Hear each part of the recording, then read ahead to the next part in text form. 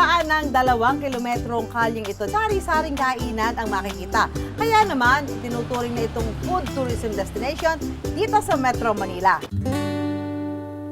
At dahil malapit na ang araw ng mga puso, love is in the air.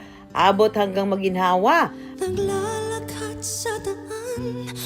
Bisitahin natin ang magkasintahang entrepreneur students na sa murang edad nakapagpundar na ng 2 negosyo at kumikita na ng malaki. Mapapasana all ka na lang, #CoupleGoals. Araw-araw kitang kasama sa lungkot at saya'y Sa itsura pa lang, tiyak na mabubusog na sa gahiganteng fried chicken na ito. Pero mas pinasarap raw ng kanilang OG sweet and spicy sauce. Ilang beses na itong nag-viral at hanggang ngayon pinipilahan pa rin daw. Ang magkasintahang Copper at Main dito sa Maginhawa Street na piling buksan ang bagong branch ng kanilang negosyo.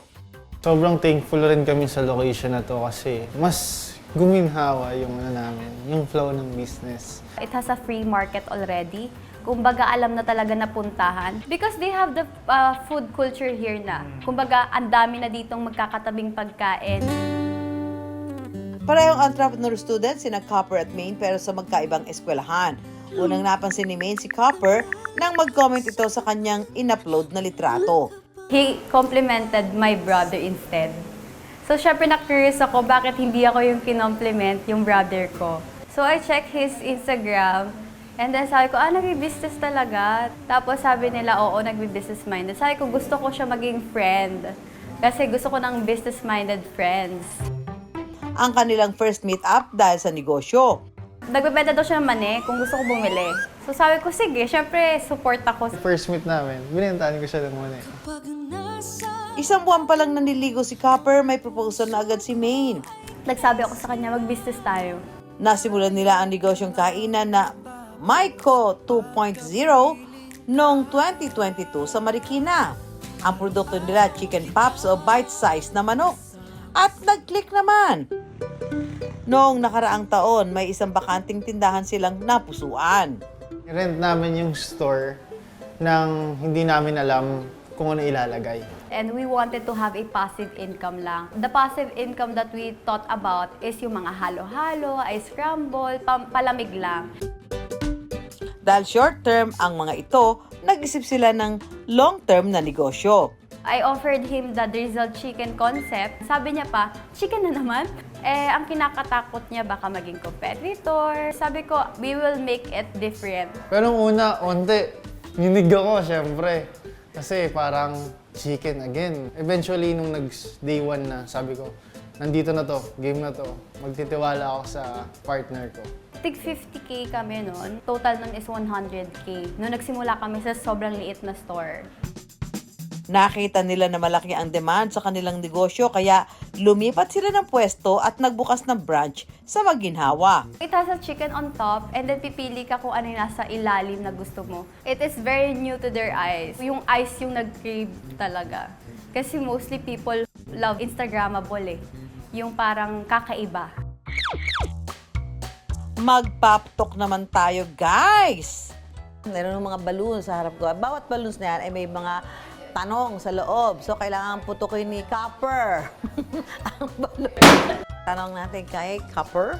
So, kung mag-expand kayo ng menu, ano ang una nyong idadagdag? For me, siguro drinks. Yes, para may combination siya nakasama ko. Oo nga naman, kasi mahirap kain ka ng chicken, nabulunan ka na. So, importante, may pantula ka na. Yeah! 1, 2, 3. Kung ang partner mo ay isang chicken dish, ano siya at bakit? Adobo. Favorite ko po ang adobo. Talaga? Sinigang. Hindi, pwede yun. Sinampalukang manok. Next balloon. Sino ang boss pagdating sa business decision? 1, 2, 3. Siya. Ba't ikaw? Mahilig ako mag-isip. Siya po mahilig kumilos. Siya taga-execute, ikaw ang nag-iisip. Payag ka doon? Mapagbigay ko kasi ako.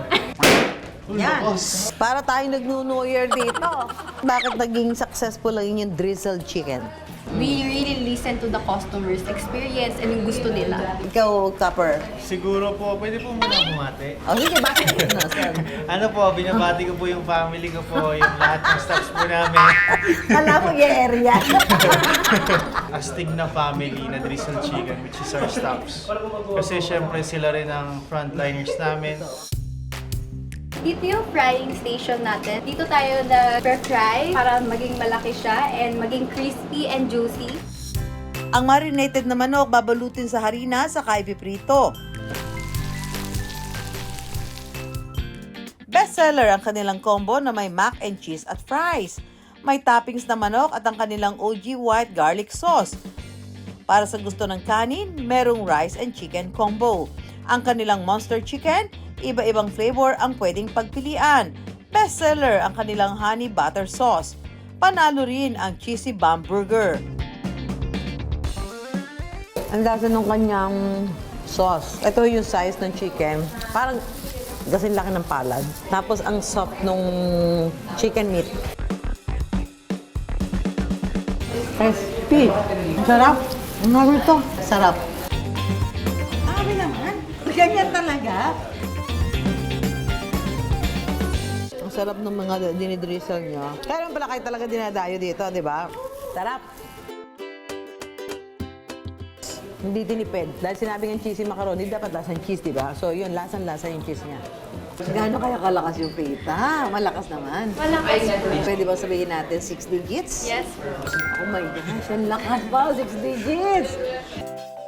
Dahil mga estudyante pa lang ang dalawa, sinisiguro nilang balanse ang kanilang oras sa negosyo at pag-aaral.